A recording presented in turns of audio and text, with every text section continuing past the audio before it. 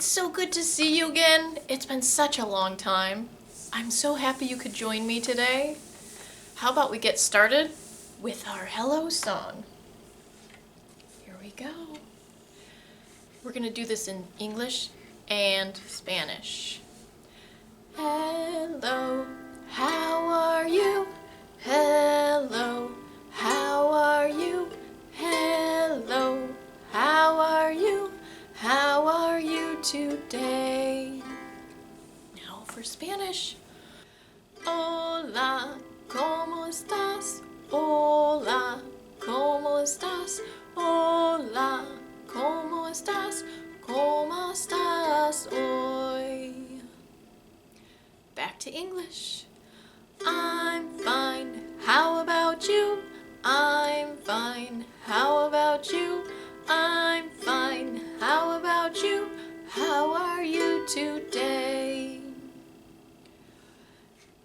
Estoy bien. ¿Y tú? Estoy bien. ¿Y tú? Estoy bien. ¿Y tú? ¿Cómo estás hoy? Yay! Did you sing along with me? I sure hope so. So, our theme this week is Valentine's Day. Valentine's Day is a holiday for showing people close to us just how much we love and care about them. You can make them a card, you can give them a flower, or maybe you share your favorite snack. What's your favorite snack? My favorite snack? There's so many. I really like carrots and strawberries. So maybe I'd share strawberries since they're red, like Valentines.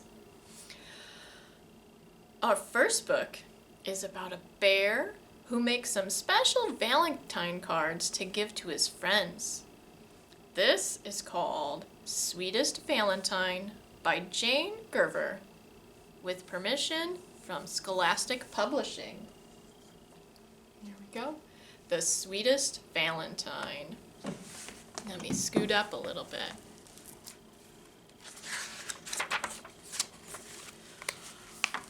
Tomorrow will be Valentine's Day.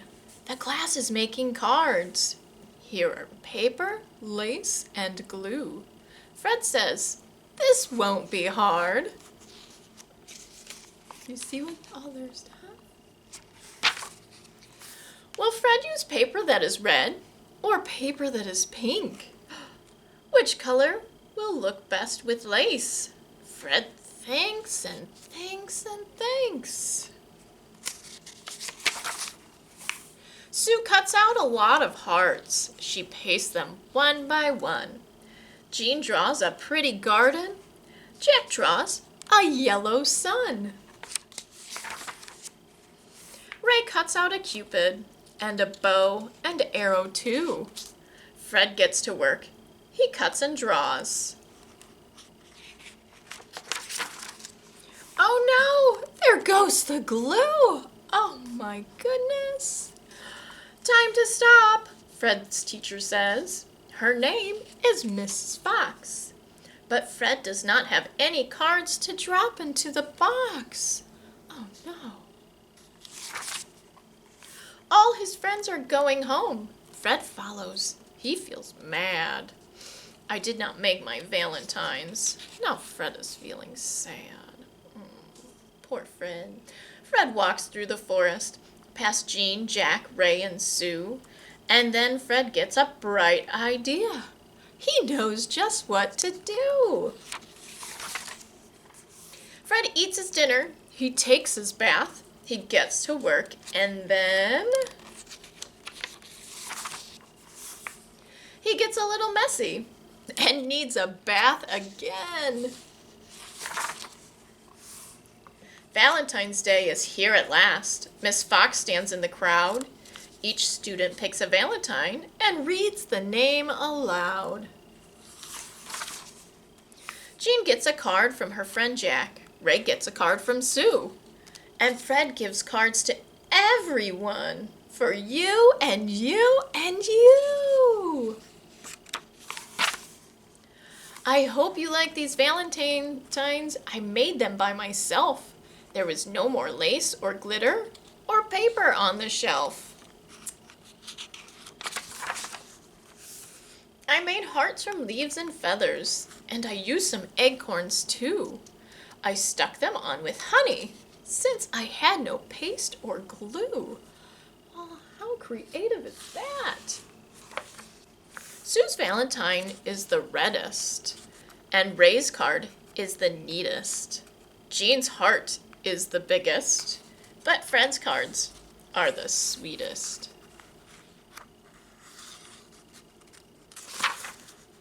Fred gives a Valentine to his mom. She asks, "Is this for me?" "Thank you so much, my little Fred. You are my honeybee." Oh, and there it is. Look at that card. So sweet.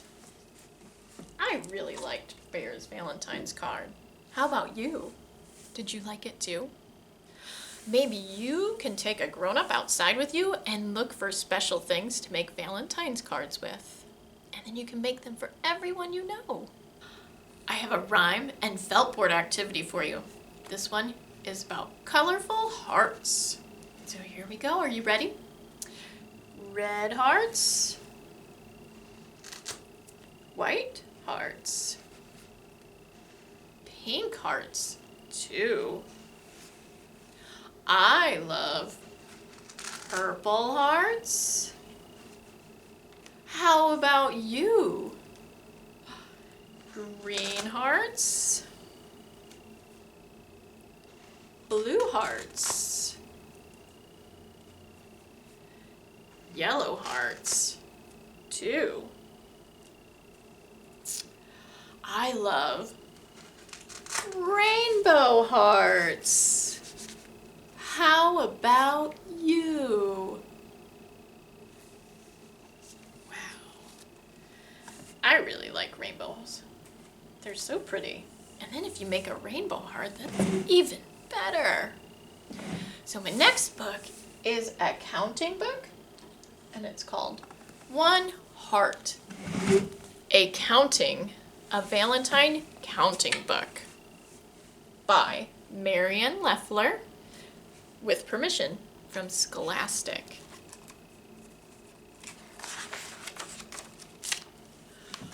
One heart in my pocket. It's special and red. Two hearts for my parents. I jump on their bed. 3 hearts for my kitties, Cleo, Mindy, and Socks.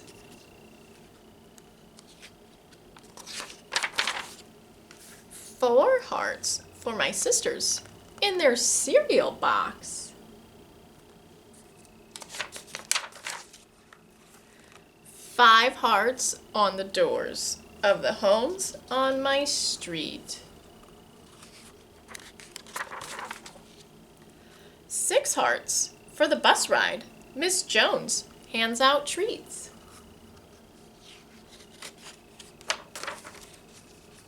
7 hearts for the people I see in the hall.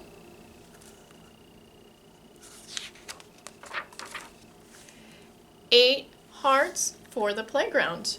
I give 1 to my doll.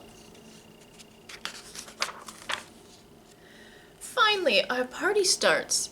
Time to hand out the rest of my hearts. 9 hearts for the boys and a big one for Jake. 10 hearts for the girls. Now candy and cake. You may think that I am done. Think again. I'm back to 1. 1 heart in my pocket that I hid away. I give to my teacher. Happy Valentine's Day. All right. Now, Why don't we count down from 5 with our next flannel board activity? 5 pretty valentines. We've got 1.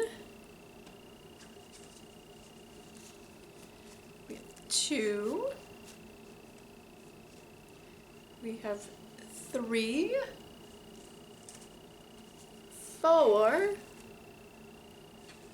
And 5. Can you see them all there? Oh, they're so pretty with their lace.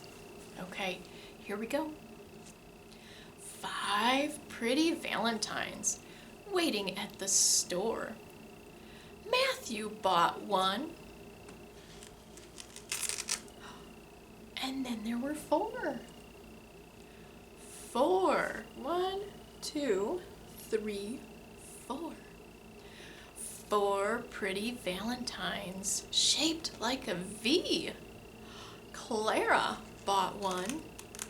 And then there were 3. 1, 2, 3. 3. 3 pretty valentines said, "I love you." Eli bought one. And then there were 2. Oh, let's move our last 2 up here. There we go. 1, 2, 2. 2 pretty valentines. This was so much fun. Gemma bought one. And then there was none. Oh, no. And then there was 1. Look at that. 1 left. 1 valentine. 1 pretty valentine sitting on the shelf. I felt sorry for it, so I bought it for myself. Oh, yay. I love valentines.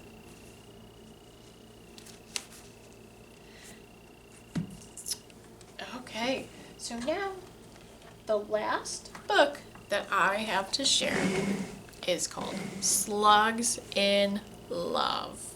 And this is one of Miss Gina's favorite books. And she made me read it, and I really like it too.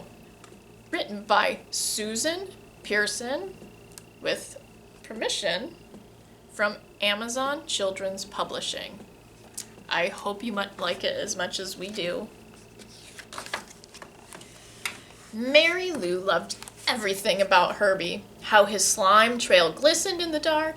How he could stretch himself thin to squeeze inside the cellar window. How he always found the juiciest tomatoes. Though she never spoke a single word to him, she was too shy. She thought about Herbie every morning, every night, and most of the hours in between. On Monday, while she grazed in the strawberry patch, Herbie filled her mind with a love poem, and a love poem filled her heart. She wrote it in slime on the watering can.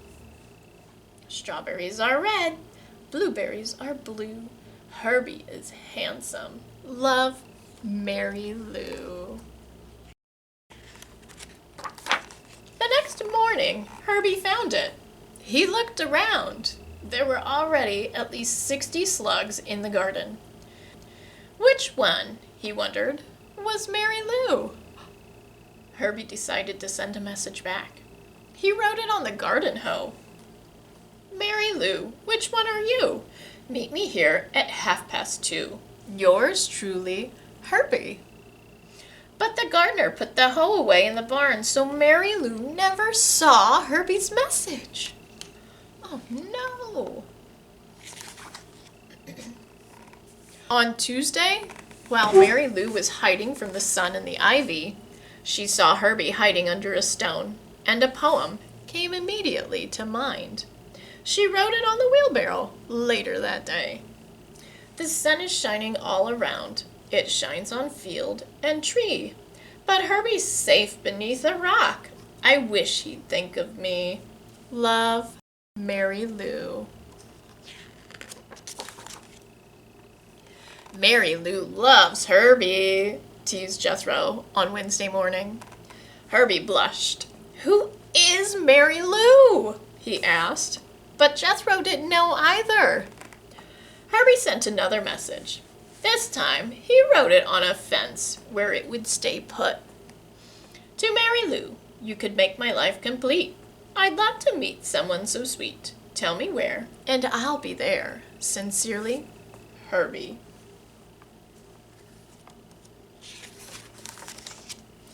But that afternoon, it rained and his letter washed away. Even when Mary Lou was sleeping, poems to Herbie filled her dreams. She woke early and wrote another poem on the scarecrow. Twinkle, twinkle, little star, how I wonder what you are. Herbie, Herbie, handsome slug, Mary Lou would love a hug. Love, Mary Lou.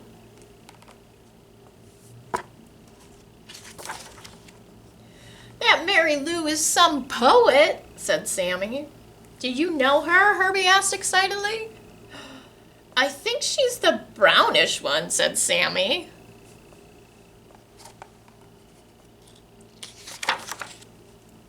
All day long, Herbie searched for a brownish slug. But next to the brown dirt, they all looked a little brown. Herbie left another message on the watermelons.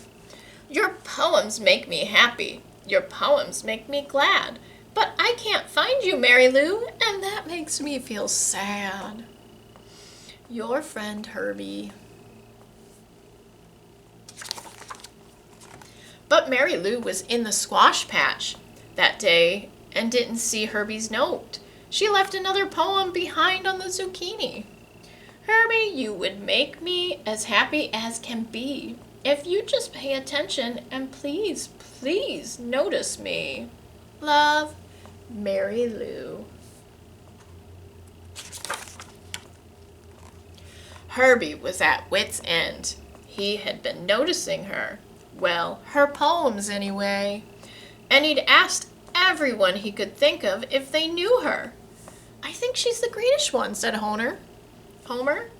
I think she's the pinkest one, said Joelle. Maybe she's the one who likes tomatoes, said Adelaide. All slugs like tomatoes, said Herbie. But Adelaide had given him an idea. Herbie climbed to the top of the tallest tomato plant. On his way back down, he wrote a message. Look at me, I've climbed so high that I can see the world pass by. Nice mice and ants, an old black shoe. But Mary Lou, where are you? I've left you poems near and far. Won't you tell me where you are? Love, Herbie. And that night when Mary Lou went out to snack on a tomato, she found Herbie's message glistening in the garden. What joy!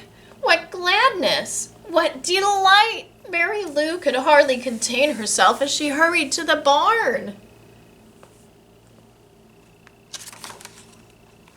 The next morning, the first thing Herbie saw was, Your rhyme is sublime, Herbie dear. I am here.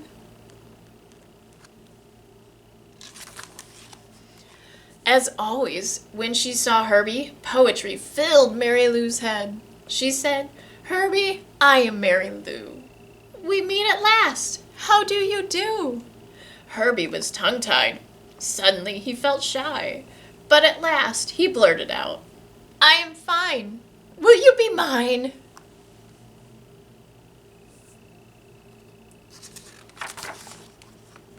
Mary Lou and Herbie lived happily ever after. Oh, look at their little family. So sweet. Well, I hope you enjoyed that story just as much as I do and just as much as Miss Gina does. So that's all we have for today. But I hope to see you again next time. And let's finish with our goodbye song. Now it's time to say goodbye, say goodbye, say goodbye. Now it's time to say goodbye. See you all next time. Bye-bye.